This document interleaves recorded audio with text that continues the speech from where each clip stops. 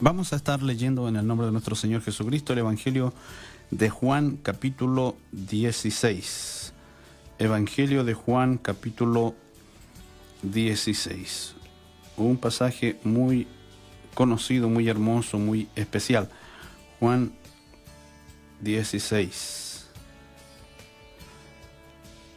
Voy a leer desde el versículo 7. Juan 16, 7.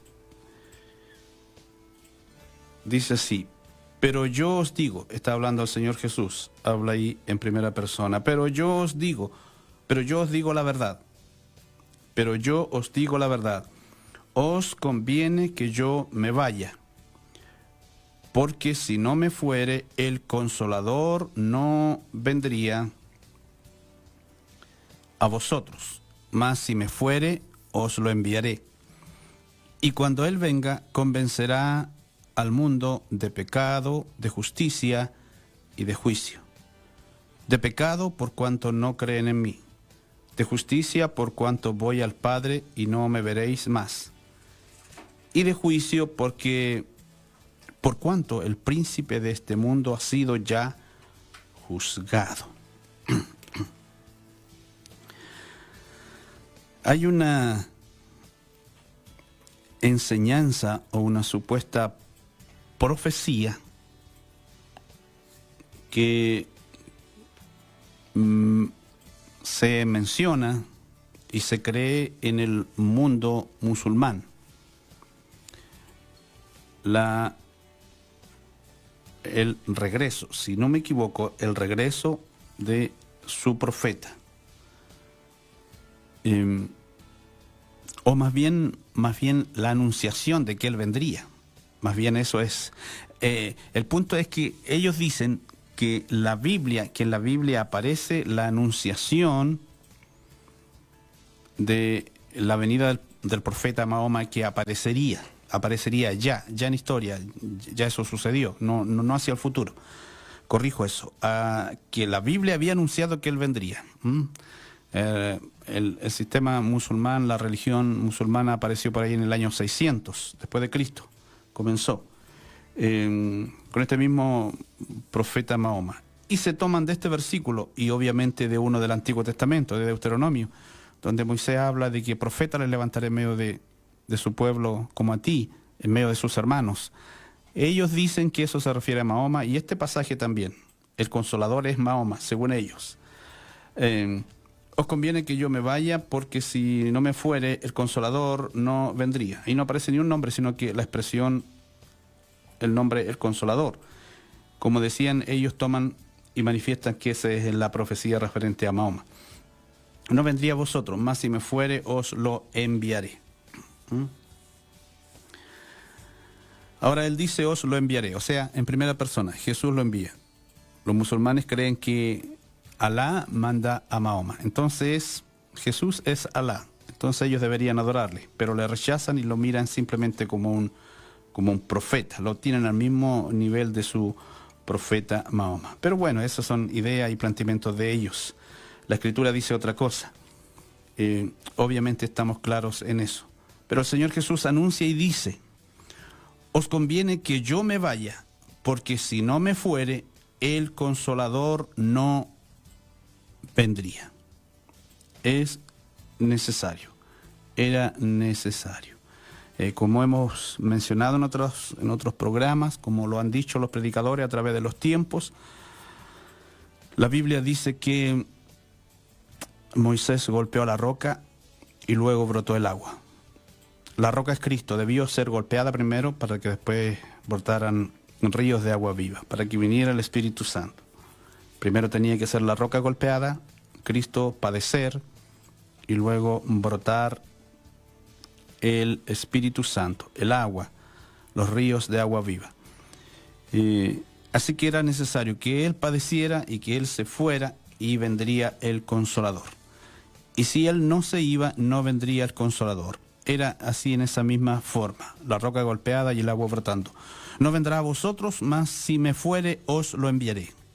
Es obra de Él. También la Biblia dice que lo envía el Padre y que lo envía el Hijo, al Espíritu Santo. Y cuando Él venga, traerá convicción, habla en tiempo futuro, convencerá. Cuando Él venga, cuando el Espíritu Santo, cuando el Consolador, cuando el Espíritu de Jehová, el Espíritu de Cristo, el Espíritu de Dios, venga, un solo Espíritu, no muchos, un solo Espíritu. Cuando Él venga, el Paracletos también, como se menciona, cuando Él venga, convencerá al mundo de pecado, de justicia y de juicio. Y esto es tremendo y maravilloso, esta promesa del Señor, de que Él se iría, el Señor Jesús se iría y enviaría Él al Consolador, y también la Biblia dice que el Padre envía al Espíritu Santo, que es su promesa, para convencer. Una de sus maravillosas obras, las maravillosas obras del Espíritu Santo, del Espíritu del Señor, del Espíritu de Jehová, es convencer al mundo de pecado, de justicia y de juicio. Veamos un poco ahora, antes de continuar, qué está sucediendo a nuestro alrededor. ¿Qué cosas están tratando de imponer, de implantar? ¿Con qué convicción quieren, con qué forma de convencer quieren dominar las mentes?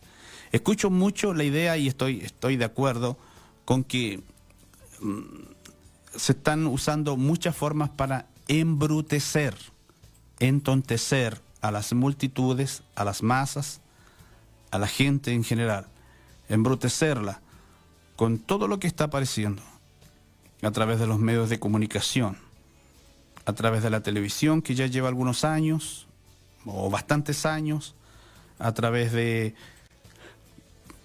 las redes sociales ahora, a través de todo tipo de publicidad en las calles,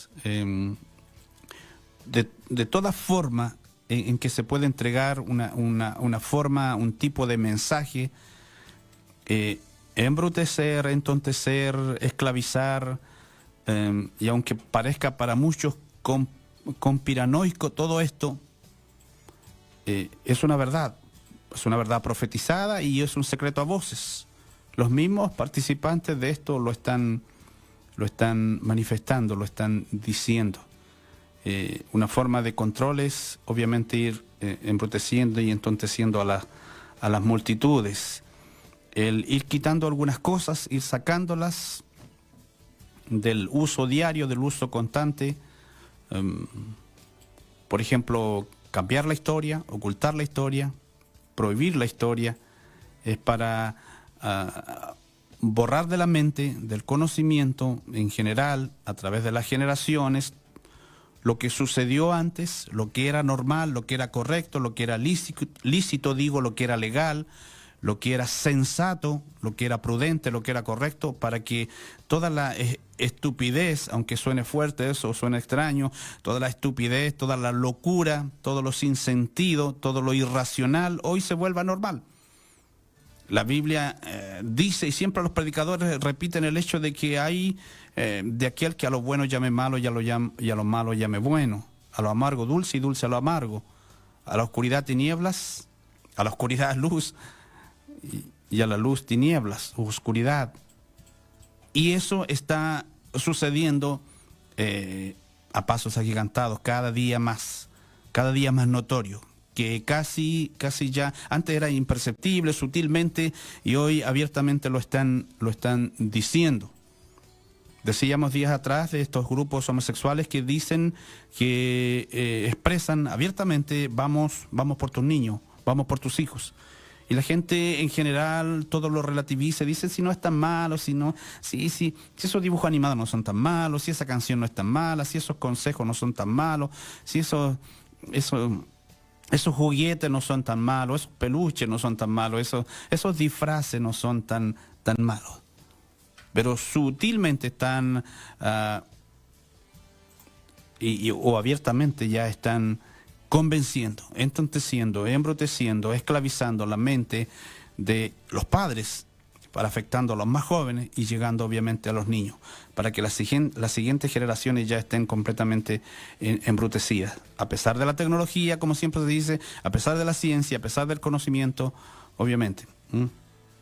Es como si fuesen científicos embrutecidos, por decirlo de una manera. Bastante conocimiento, pero con todo lo que han querido imponer. Aparecen por ahí, por ejemplo, madres, profesoras, psicólogas que están preocupadas al respecto. Recordaba algunos casos mencionando una muñeca que traía algunas cosas extrañas, que no era para niñas, para niñitas más bien, para bebés. La forma en que venía, las cosas que traía, lo que decía, lo que repetía, la forma de su cuerpo, la forma del cuerpo de esa muñeca, lo que traía, si al apretarla decía ciertas cosas que no eran para una bebita. Entonces, hay quienes dicen, si pareciera que no es tan malo. Para muestra un botón, repetíamos algo tiempo atrás, lo hemos mencionado. Cuando, por ejemplo, el presidente de El Salvador atrapó a todas estas mafias, las maras, hubo una muy inteligente congresista, una diputada de El Salvador, que decía que era una locura lo que estaba haciendo el presidente, porque las maras eran algo turístico, algo característico de El Salvador, entonces era una locura encerrarlos. Con ese tipo de gente al frente, con ese tipo, bueno, la Biblia dice, los proverbios dicen, hay de la ciudad cuando gobiernen los que son bien tontitos. Para muestra un botón. Y lo estamos viendo por todas partes, en Sudamérica sobre todo. Pero esperemos que nuestra gente, nuestros compatriotas y los de Sudamérica comprendan y aprendan de esos errores. Pero tiene que ver con todo esto, con esta forma de convencer a las multitudes, de idiotizarla, de sembrar esa estupidez, esa insensatez, y querer imponer, como lo hemos dicho ya en otros programas, y tantos predicadores que lo mencionan, tanta gente sensata todavía que lo dice respecto a los que se autodefinen de distintas maneras. Se autodefinen extraterrestres, se autodefinen demonios, se autodefinen animales, se autodefinen dinosaurios, se autodefinen, no sé, máquinas, cantidad de locuras, y que quieren imponer eso, y que es nuestro error no percibirlos, no notarlos y no darnos cuenta. Sistemas ya antiguos, formas de dirigir y de gobernar antiguos ya para esclavizar y para controlar obviamente a las masas, y querer tomar el control de los lugares, de los territorios, de las naciones, de los pueblos. Predicadores años atrás, recuerdo, no tantos años atrás, mencionaban el hecho de ir eliminando sentimientos, como el patriotismo. Así cualquiera podía entrar y salir y se perdía el sentimiento por un territorio, por fronteras que delimitaban los territorios. Y quienes más fortalecían obviamente ese patriotismo son las Fuerzas Armadas. Por eso la idea de muchos es eliminarlas, porque dicen que no son útiles. Y entonces, para ir eliminando el patriotismo y el cuidado del lugar donde se vive, así obviamente hay control. Y cualquier grupo se levanta y toma el control, porque las Fuerzas Armadas obviamente no son solamente para enfrentarse en guerras, sino que para proteger el territorio, un Estado soberano que se ha establecido. Eliminar el concepto, bueno, ellos decían así, el concepto de la religión, porque así el hombre no cree en nada, el corazón del hombre, de la mujer no creen en nada, entonces son fácilmente influenciables. Otro concepto a eliminar es la democracia, porque así cualquiera puede tomar el control y será normal, será legalizado. Todas esas ideas a través del tiempo es para convencer, para convencer. Ahora nosotros, como gente todavía sensata y como gente que cree en Dios, como gente que ha escuchado del Señor, que se le predica, que habla al respecto, que conoce de su palabra, obviamente debemos tener nosotros eso bien en claro, en nuestra mente, en nuestro corazón, en nuestra forma de hablar, en nuestro proceder, en nuestra conversación, en lo que predicamos, en lo que enseñamos, lo que nos escuchan nuestros hijos, nietos, sobrinos, hermanos, los que estén a nuestro alrededor. ¿Cuál es nuestra idea? Que no somos así con un pensamiento relativo, sino que somos radicales en lo que tiene que ver con el Señor, en lo que tiene que ver con su palabra, en lo que tiene que ver con la fe, con lo que creemos, con la doctrina, con lo que está establecido, con lo que es normal, con lo que es correcto, con lo que es sensato, lo que es cuerdo. Me parece una locura que un hombre con una soga, con una cuerda, un hombre caminando con una cuerda, lleve a otro hombre tirando y ese hombre va caminando en 4 pies porque es una mascota. Porque él se cree mascota del otro. No sé si eso ya se ha visto en las calles. Espero que no se vea esa locura. Pero ya hay quienes se consideran así, de esa manera. Y tener que decirle a nuestros hijos, sobrinos o nietos que eso es lo más normal, es una locura. Y todo eso se está imponiendo. Ahora, hay una expresión que siempre repiten los predicadores y que es una verdad. Está todo esto profetizado a través de la Escritura. ¿Cómo serían los hombres en el último tiempo? Habría pérdida de la razón de todas maneras. Y la profecía del gran príncipe de los predicadores, Spurgeon, cuando dijo, llegará el día en que, a ver si no mal recuerdo, llegará el día en que en lugar de pastores alimentando a las ovejas, habrá payasos entreteniendo a los cabritos.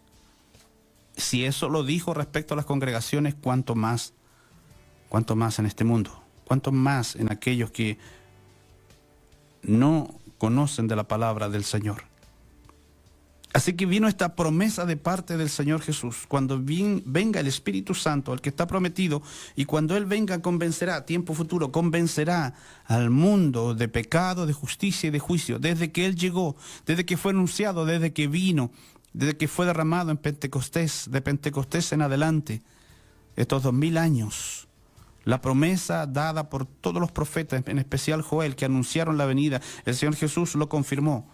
Era necesario que viniera para convencer al mundo de pecado. Y cuando el hombre, el ser humano, el pecador, es convencido de pecado, entonces ya no mira hacia afuera, ya no mira a los demás, ya no apunta con su dedo, sino que su dedo se vuelve hacia su interior, a su corazón. Es convencido de su propio pecado y ve el vacío de su alma, la necesidad de salvación, que necesita un Salvador. Se ve entonces desprovisto, se ve vacío, como un náufrago en alta mar. Quien llegue primero, quien pueda extenderle algo para salvar su vida, para salvar su existencia, para cubrirlo, para tenerlo seco, para tenerlo alimentado, Él extenderá su mano. Será su esperanza. En esa condición, en alta mar, en una pequeña balsa o sobre algo, un cajón, algo en lo que sobrevivió, o flotando sobre las aguas, se verá a sí mismo en su soledad, en su vacío, en su desesperación, en lo vulnerable que es, en lo cercano que está a la muerte, a la destrucción de su existencia. Cuando el Espíritu Santo entonces viene al corazón del hombre y de la mujer, al corazón del pecador más bien, lo convence de pecado, él ve su propia condición. Ya no se justifica, ya no dice que es bueno, que no le hace mal a nadie, ya no culpa a nadie, ya no culpa a Dios ni a los hombres, ya no culpa a sus padres ni a sus antepasados, ya no culpa su condición, no culpa a nadie. Se mira a sí mismo, se ve solo con el Señor en alta mar. El Espíritu Santo lo convence. Y lo único que ve es su calamidad, su tragedia, su vacío, su necesidad. y no quiere ser otra cosa. No es convencido para autoconvencerse o verse como otra cosa. Dejé de ser un hombre, entonces ahora voy a ser un pez, o un perrito, o un gatito, sino que ve su condición de pecador, su vacío, su error. Reconoce la existencia de un Dios verdadero, severo y misericordioso al mismo tiempo. Severo por el pecado que cometió, pero misericordioso por la necesidad que él tiene. Y a quien clama y gime por piedad, por misericordia, por salvación, por perdón, le convence de pecado, le convence de su condición.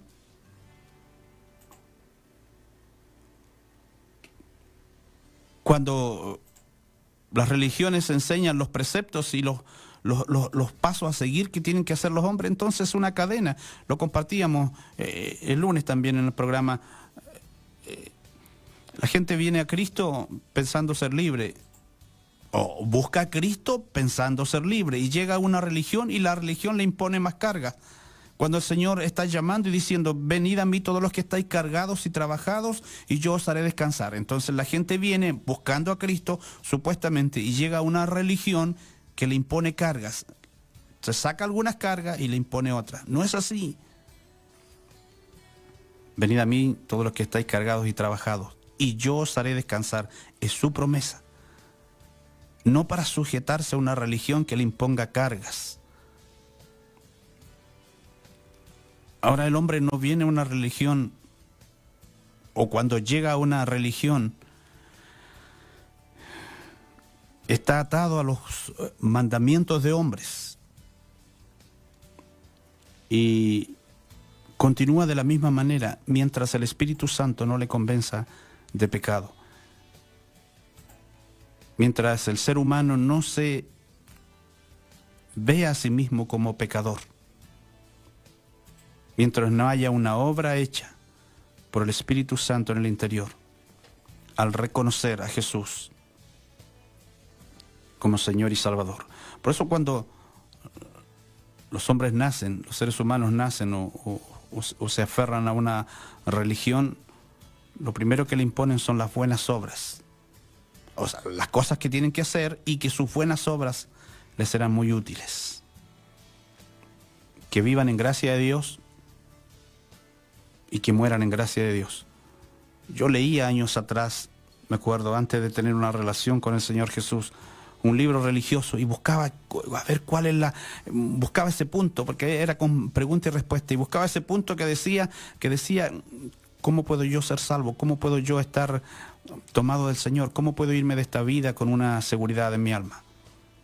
Y la única respuesta que encontré en ese librito años atrás fue, siendo todavía un niño prácticamente, había que morir en gracia de Dios.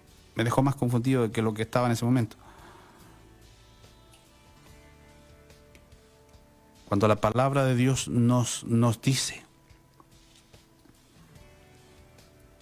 por ejemplo, que si confesares con tu boca que Jesús es el Señor, porque no hay otro. Hay un solo Dios y un solo mediador entre Dios y los hombres. Ese es Jesucristo. Que si confiesas con tu boca que Jesús es el Señor y crees en tu corazón que Dios le levantó de los muertos, serás salvo. No tienes que golpear tu espalda y que sangre para que se abra la puerta del cielo, sino que al escuchar la palabra, al llamarte el Señor, al decirte el Señor que eres pecador, reconocer, porque esa obra lo hace el Espíritu Santo cuando la palabra es predicada. Por eso la Biblia dice que la fe viene por el oír. Creemos al oír la palabra. Es importante que la palabra sea hablada, predicada, enseñada, compartida, que no se deje de hablar la palabra. Por eso es una locura lo que hacen hoy los predicadores tras los púlpitos o tras los micrófonos en cualquier lugar. Lo principal que tienen que hacer es presentar la palabra, y el centro de esa palabra es Cristo y lo que Él hizo por nosotros, obviamente al derramar su sangre. Y el Espíritu Santo, al escuchar de su palabra, al escuchar de ese Cristo maravilloso, convencerá al pecador de su pecado, le hará ver la necesidad. Por eso he oído tantas veces debajo de un árbol, debajo de una enramada, en una campaña, en una iglesia, a gente que vino por primera vez. Alguien le invitó. Y el predicador, obviamente Dios lo usó y comenzó a hablar. Y la persona que vino por primera vez a ese lugar, donde fuese, a escuchar a ese predicador, sentía en su corazón todo lo que está hablando en lo que yo he vivido, en lo que estoy viviendo, o me lo está diciendo a mí. Y de repente algo impacta en su corazón, algo.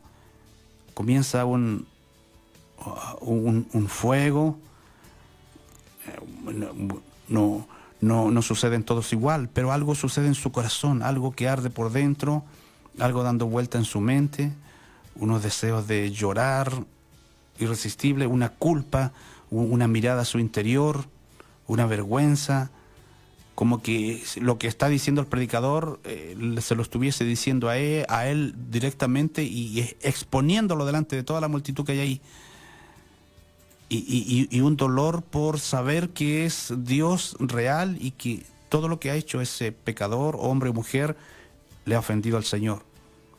Y sus ojos se convierten en un manantial de lágrimas. He escuchado muchas veces eso, ha sucedido en muchos lugares. Hombres solos frente a un televisor escuchando a un predicador con un arma en sus manos para quitarse la vida a él y quitarle la vida a sus seres queridos esa noche. Gente dispuesta a quitarse la vida a ellos esa noche, escuchando del Señor. Hombres en campañas, hechiceros incluso, brujos, yendo a hacer una maldad terrible a esa congregación, y la palabra comenzó a hablarles. Y Dios los tomó ahí en esa noche. Cantidad de cosas maravillosas a través de los años, hechas por el Espíritu Santo. De ese que muchos reniegan, de ese Cristo que muchos reniegan, que murió en la cruz, que sigue salvando porque su sangre sigue siendo la que lava y limpia al pecador, de un Espíritu Santo que sigue convenciendo de pecado, de justicia y de juicio, de un Dios de misericordia que sigue llamando al pecador y que sigue diciéndole a los predicadores que lo primero y lo principal que tienen que hacer es predicar la palabra y presentar a Cristo, como dijo Pablo, a Cristo ya crucificado, porque ese fue el precio y esa es la esencia del Evangelio. No de muchas y lindas actividades que son preciosas, pero que están en segundo plano. Lo principal es presentar a ese Cristo para que el pecador que viene desesperado, cansado, agobiado, cargado, llena su mente de tanta cosa de este mundo, pueda descansar. Es lo que el Señor quiere, dar descanso. Descanso para las almas. Aprended de mí, dice el Señor.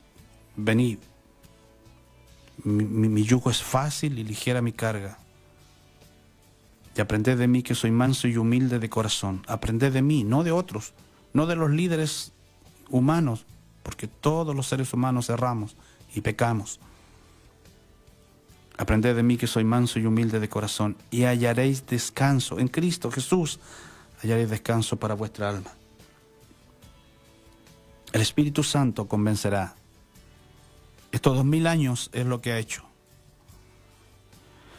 Así que no podemos pensar en Cristo como una locura religiosa, como un mito, como una religión, como una sugestión o autosugestión, como un lavado de cerebro. Miremos hacia afuera mejor. Miremos lo que está sucediendo hoy con los medios de comunicación, con los supuestos líderes de todo tipo que hay en todas las naciones, con toda la locura que está sucediendo en Sudamérica, con la locura que está sucediendo en Estados Unidos, un país que temía al Señor, cuyo lema era en Dios confiamos. ¿Y en quién estarán confiando ahora? Cuando han quitado la Biblia de los colegios, la oración de los colegios, que era tan común y tan hermoso antes. Quitaron la Biblia y los jóvenes entran con armas ahora. Y han hecho cantidades de masacres. La promesa que es de Chile será para Cristo, aunque para muchos es muy lejano eso. Y se han burlado en este país de la palabra del Señor, de la Biblia en general, de los predicadores, de Cristo mismo. Vemos el resultado hoy. Hasta carabineros, siendo hijos de Dios, cristianos, tener que estarlo despidiendo.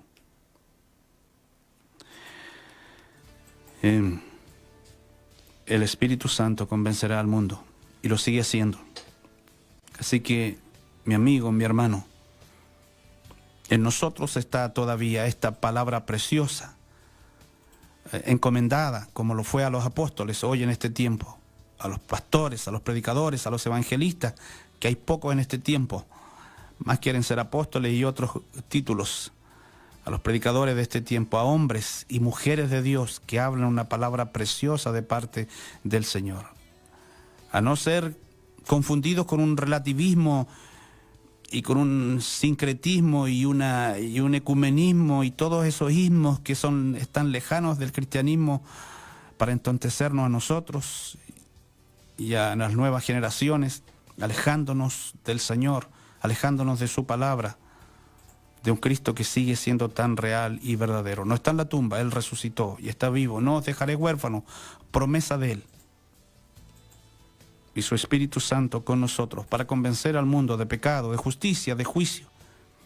Para que el Espíritu Santo convenza a las nuevas generaciones con la palabra de Cristo que predicamos. No que este mundo convenza a la juventud y a los niños con tanta basura que está aumentada.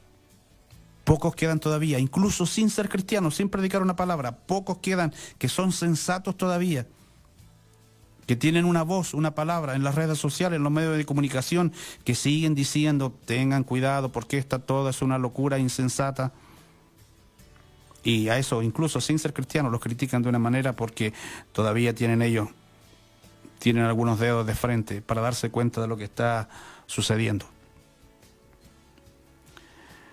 El Espíritu Santo sigue convenciendo al pecador. Por eso tenemos que seguir predicando la palabra. La fe viene por el oír y el oír por la palabra. La palabra tiene que ser predicada para que los oídos escuchen y al escuchar puedan tener fe, puedan creer, puedan recibir al Señor Jesús. Cuando el corazón se encuentra vacío, cuando el Espíritu Santo convence de pecado al pecador, entonces en su necesidad está sediento y hambriento de un Salvador, porque ve su desnudez completa, su vacío interior completo. Necesita del Señor. Ahí toman valor lo que muchos mencionan como las 4 leyes espirituales. Dios ama al pecador. El pecador necesita un Salvador. Todo hombre es pecador.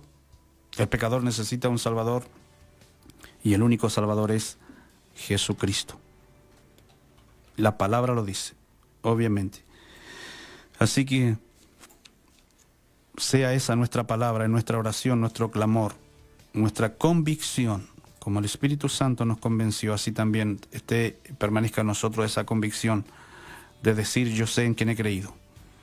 Yo sé en quién he creído, como lo dijeron los apóstoles, como lo dijo especialmente Pablo. Yo sé en quién he creído y no renunciaron nunca porque sabían la maravillosa vivencia que es tener a Cristo. En nuestras fortalezas, en nuestras debilidades, en todo tiempo que enfrentemos, Él permanece con nosotros y es su promesa, su Santo Espíritu a nuestro favor. Oramos. Padre bueno, gracias. Gracias en esta hora, Señor. Gracias por su palabra, por su misericordia, por su Santo Espíritu, que nos dio, Señor, como promesa para convencer al mundo de pecado, de justicia, de juicio. Gracias porque su palabra sigue, Señor, transformando vidas. El nombre de Jesús sigue siendo la esperanza para la humanidad y su Santo Espíritu sigue convenciendo de pecado, de justicia y de juicio. Padre, gracias. Gracias por esta palabra y oramos y rogamos, Señor, para que siga su Espíritu Santo a través de esta palabra y de cada palabra suya predicada, convenciendo de pecado, de justicia y de juicio, para que los hombres, para que las mujeres, los jóvenes, los niños, grandes y chicos, vengan a los pies de Cristo para salvación en este tiempo terrible que vivimos. Padre, gracias. Gracias en el nombre de Jesús nuestro Salvador. Amén y amén.